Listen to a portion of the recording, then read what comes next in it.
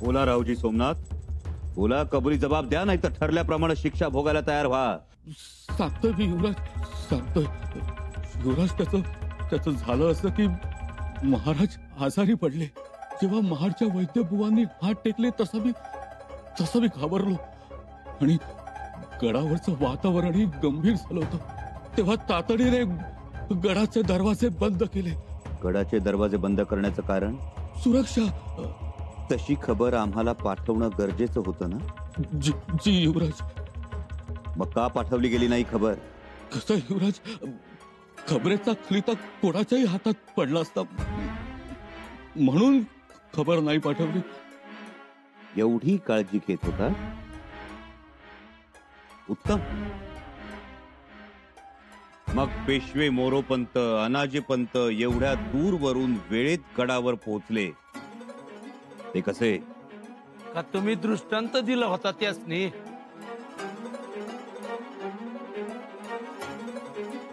बोला राहुजी सोमनाथ. आजारपणात काही निवडक माणसांना खबर गेली होती. निवडक म्हणजे?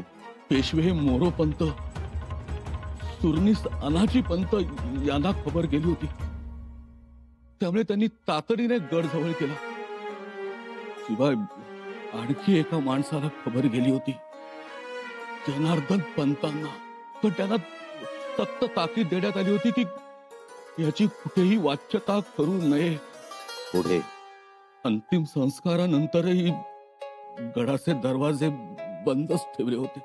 का बंद ठेवण्यात आले? मंचकारोहणासाठी. बाळराजेंचं मंचकारोहण. मंचकारोहणाला तुमचा होकार होता तर? खरं तर तीच मोठी चूक झाली आमची. अभिषिक्त युवराज असतानाही आम्ही बाळराजेंच्या मंचकारोहणास हजर राहिलो. अनाजी पंतांच्या बहकाव्यात आलो आणि कर्तव्यात कसूर झाली. कबुली जबाबाची नोंद झाली? जी युवराज. रावजी पंत, हा कबुली जबाब मान्य आहे तुम्हाला? मान्य. स्वाक्षरी करा.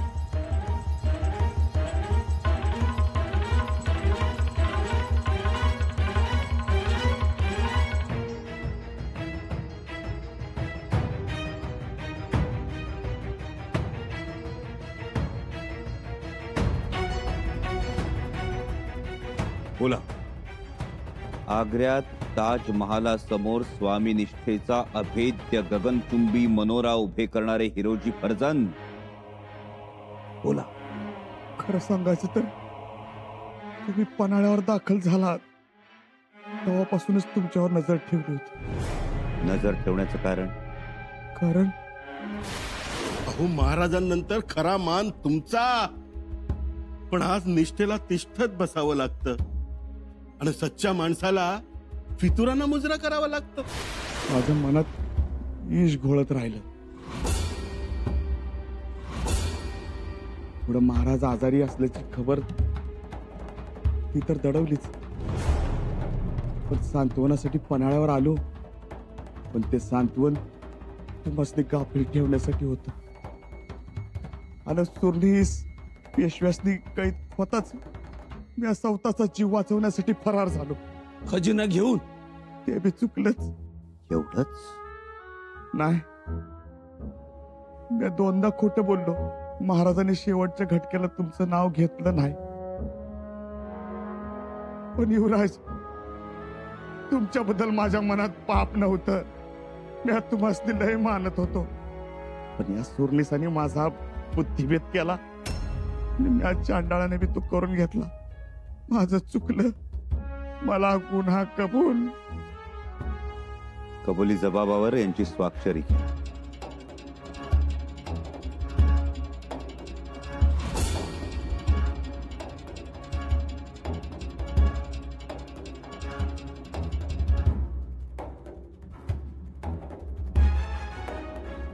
पेशवे, दौलतीचे पेशवे, ज्यांचा दरारा विजापूरच्या गोल घुमटात निनादला, ज्यांचा दरारा विजापूरच्या दरबारात सन्मानानं फिरून आला, तोच दरारा तोऱ्यांमध्ये चखडला गेलेला पाहवत नव्हता आम्हाला. म्हणून मोकळं केलं. पंत काय करून बसलात हे? बोला काका, असे का वागलात? युवराज, काय बोलू? मोरोपंत पेशवे, सफाई द्यावी लागेल. बोला. युवराज, आम्ही सुरुवातीला विरोधच केला. महाराजांची खबर तुम्हाला द्यावी म्हणून या मंडळींना 4 खडे बोलही सुनावले आम्ही. बाळराजेंच्या मंचकार होण्यासही आम्ही विरोध केला. पण आम्ही विरोधात जातो हे बघून आमच्या वाड्यावर चौक्या पहारे बसवण्याची, आम्हाला जेरबंद करण्याची धमकी दिली गेली. मग वारा फिरतोय असं पाहून पगडी फिरवली, बरोबर का? कोणी दबाव टाकला? अनाजी पंतांनी.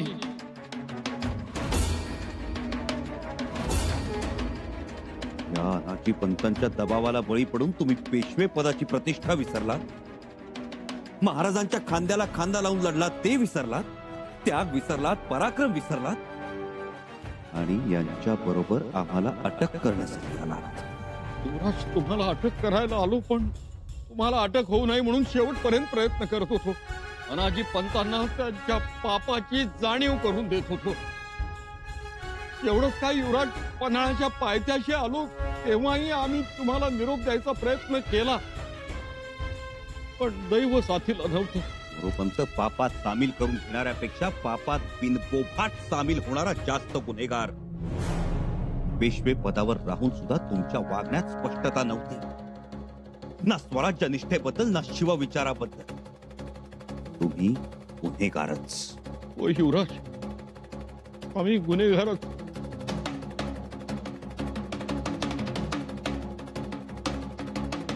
स्वाक्षरी.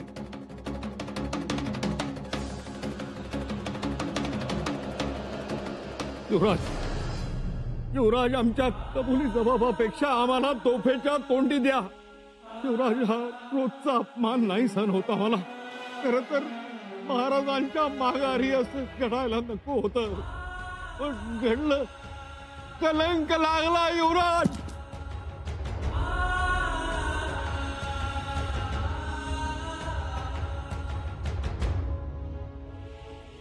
आम्ही न्याय करू, पण सूडबुद्धीनं नाही, कदापि नाही. तुमच्या कार्याबद्दल आम्हाला आदर आहेच. यावर विश्वास कसा बसावा? एवढ्यात तुम्ही जनार्दन पंतांच्या डोळ्यातून सळ्या फिरवल्यात.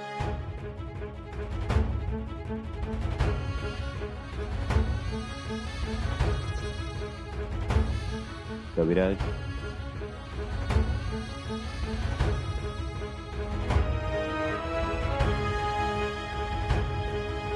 शंभूराजांची खेळी लक्षात येत नाही. आम्ही एवढे तयार, पण बाजू पलटवली. आता काहीतरी करायला पाहिजे.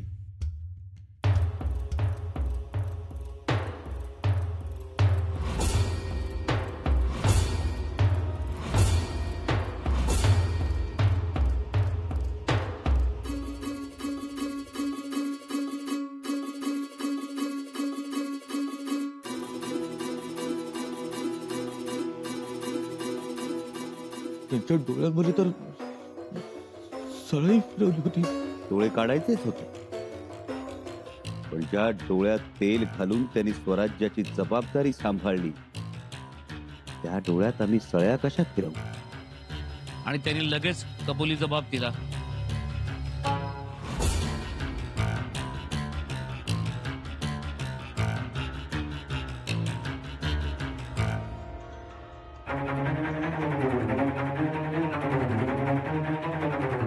बाळाजी पंत, वाचून दाखवा. मी अनाजी पंतांच्या धाक दपटशाला बळी पडलो, सत्याची साथ सोडली, जे करायला नको होतं ते केलं. हे तलवारीच्या धारेवर धरून लिहून घेतला हा कबुली जबाब. याला स्वराज्यात किंमत नाही. अरे किंमत तर तुला बी नाही. याच्यातच आहे खेळ. मामासाहेब,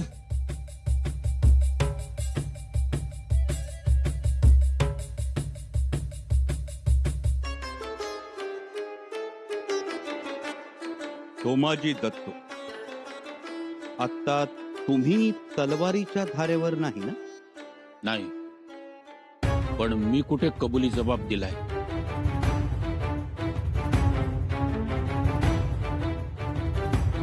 तुमच्याकडं कबुली जबाब मागितलाय कोण? आम्ही कबुली जबाब मागतोय तो आमच्या माणसांकडं, छत्रपतींच्या सहकाऱ्यांकडं. तुम्ही कोण? मी अनाजी पंतांचा भाऊ. हं? गडावर केव्हा आला?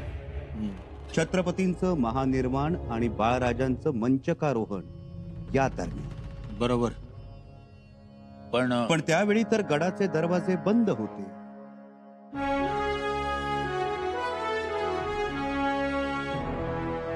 होते ना राहुजी सोमनाथ? याचे दोन अर्थ निघू शकतात. एक म्हणजे किल्लेदारांनी नियम डावलून या बाहेरच्या माणसाला संवेदनशील काळात रायगडावर प्रवेश दिला. आणि दोन, कोणतंही जबाबदारीचं पद नसताना या बाहेरच्या माणसानं संवेदनशील काळात स्वराज्याच्या राजधानीत घुसखोरी केली. युवराज, हे अपराध नाही, मोठा गुन्हा आहे. हो, पण दादाने मला बोलावून घेतलं म्हणून मी आलो. म्हणजे सुरनिसांच्या संमतीमुळे हा माणूस स्वराज्याच्या राजधानीत घुसखोरी करण्यास धजावला. शिवाय अष्टप्रधान नसताना यानं पुण्यवंत सत्रेवर प्रवेश केला. प्रल्हाद पंत हा गुन्हा होऊ शकतो? जी युवराज. हिरोजी काका आम्हाला एक सांग, ज्या बैठकीत आमच्या अटकेचे आदेश निघाले त्या बैठकीला सोमाजी दत्तो हजर होते? जी युवराज, सोमाजी होत. बाळाजी पंतांनी नकार दिल्यावर खलिता त्यांच्या मुलाकडून लिहून घ्यायची शक्कल बी ह्यांचीच. सोबाळ केलं ह्यानं. याचाच अर्थ स्वराज्यात घुसखोरी करून अष्टप्रधानांवर दबाव टाकून या बाहेरच्या माणसानं स्वराज्याच्या अभिषिक्त युवराजा विरोधात कट रचला. म्हणजे हा शत्रूचा हस्तकही असू शकतो. काय प्रल्हाद पंत? जी. मग अशा शत्रूच्या हेरगिरी करणाऱ्या, स्वराज्यात अराजक माजवणाऱ्या माणसाला आपण कुठली शिक्षा देऊ शकतो? शिरच्छेद. काय? पण मी हे सगळं दादाच्या सांगण्यावरनं केलं. म्हणजे दादानी सांगितलं अष्टप्रधान मंडळाला मदत. काय केलं सोमाजी दत्तो? काय केलं? मानेवर तलवार नसताना कबुली जबाब देत आहे. दिला कबुली जबाब. चिटणीस, स्वाक्षरी घ्या. आणि स्वाक्षरी करण्यासाठी चांगला साळलेला बोरू द्या यांना. दादा, अवाक्षर नाही, हस्ताक्षर. फक्त हस्ताक्षर. स्वाक्षरी.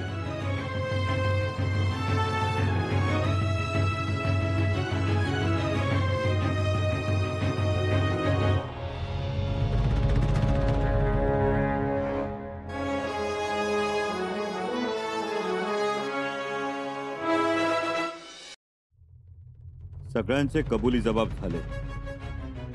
आता होईल तो निवाड. राजद्रोहाचा निवाड. युवराज, मला माहित नाही, पण तुमच्या दहशतीने किंवा माझ्यावरच्या रागापोटी त्या सगळ्यांनी माझं नाव घेतलंय. मी ज्या काही गोष्टी केल्या त्या कोणाच्या संमतीशिवाय नाही. पण हरकत नाही, मी महाराजांचा मावळा आहे.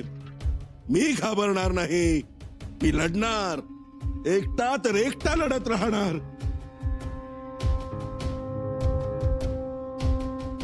युवराज, माझी बाजू ऐकली जावी. अनाजी पंत, अनुमती आहे. माझ्यावर आरोप आहे की गडाचा दरवाजा बंद केल्याचा. हो, गडाचा दरवाजा बंद केला अराजक पसरू नये म्हणून. महाराजांच्या महानिर्वाणाची खबर दडवली. पण ती शत्रूला संधी मिळू नये म्हणून. आणि युवराजांवर नजर ठेवली कारण युवराज मोगली गोटातून आले होते. युवराजांच्या आणि महाराजांच्या गनिमी काव्याची कल्पना नव्हती. तशी शंका येणं रास्त आहे. राजाराम राजेंचे मंचकारोहण केले ते दुसरा राजा गादीवर बसेपर्यंत महाराजांची विधी करता आले नसते. आणि तो राजशिष्टाचार आहे. आणि मी हे केले ते सर्वांच्या संमतीने केले. जे केले ते स्वराज्य हितासाठी केले. त्यात राजद्रोह म्हणाल तर खसखशीच्या दाण्या एवढाही नव्हता.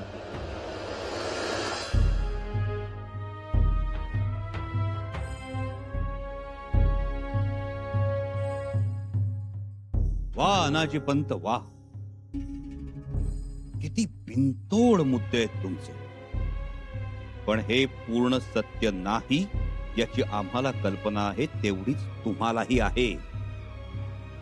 कारण तुमच्या प्रत्येक कारणामाग एक दुराकारण दडलेलं आहे. अनाजी पंत, तुम्ही स्वराज्य हित राखलं असं म्हणता, पण तुम्ही जे केलं ते तुमच्या स्वार्थापोटी. नीट पाहिलं तर तुमच्या या स्वराज्य हिताआड तुमची लालसा वेटोळं घालून बसलेली स्पष्ट दिसते आहे. थोरल्या मुलाला वडिलांवर अग्निसंस्कार करण्याचा अधिकार नाकारलात, यात कुठलं स्वराज्य हित? वडिलांच्या आजारपणाची खबर मिळू नये म्हणून आम्हाला पन्हाळ्यावर खुशालीचे खलिते पाठवत राहिला. अभिषिक्त युवराजाचा काहीही अपराध नसताना आधी नजर कैद आणि मग कैद करण्यासाठी 5,000चा घोडा उधळत पन्हाळ्यावर आलात, यात कुठलं स्वराज्य हित? कटकारस्थानांची राळ उठवून दिलीत, यात कुठलं स्वराज्य हित? आम्ही सोडाच, पण महाराजांच्या एकाही नात्यातल्या माणसाला खबर दिली नाहीत, यात कुठलं स्वराज्य हित? आणि या पवित्र श्रीमान रायगडावर तुहीची बीज पेरलीत, यात कुठलं स्वराज्य हित? हा तर स्वराज्य द्रोह.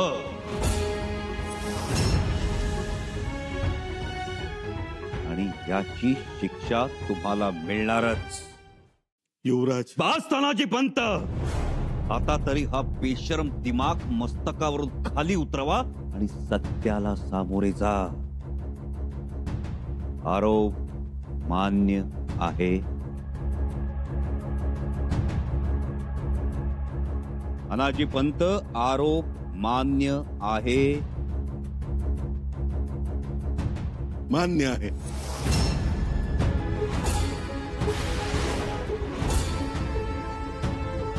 मग आता गुन्ह्याची शिक्षा सुद्धा मान्य करा. करा. हो युवराज. पण युवराज, एक विनंती. शिक्षा देताना याचाही विचार करावा. मी गादीवर शिवपुत्रास बसवले. प्रत्यक्षदर्शी लाभार्थी मी नाही. आजीपन, आप कहना क्या चाहते हो? युवराज, शिवाय तुमच्या अटकेचे आदेश हे माझ्या सही शिक्क्याचे नव्हते.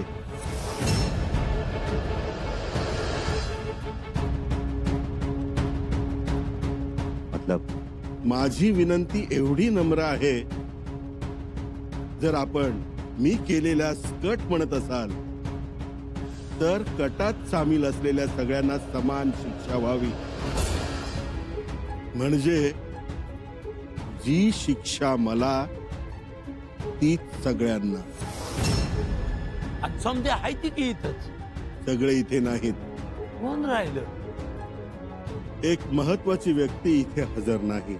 अनाजी पंत, तुमचा रोग कोणाकडे आहे? युवराज, आदेश देणाराही गुन्हेगार समजला जातो स्वराज्यात. पण तुम्ही सोयरा महाराणींचं नाव घेऊ इच्छिता? तसं समजावं. हे एक श्रीमान रायगडावरील सत्य आहे. राजमातोश्री, बस.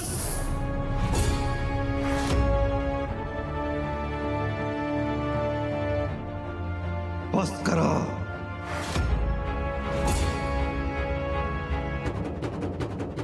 घेऊन जा यांना.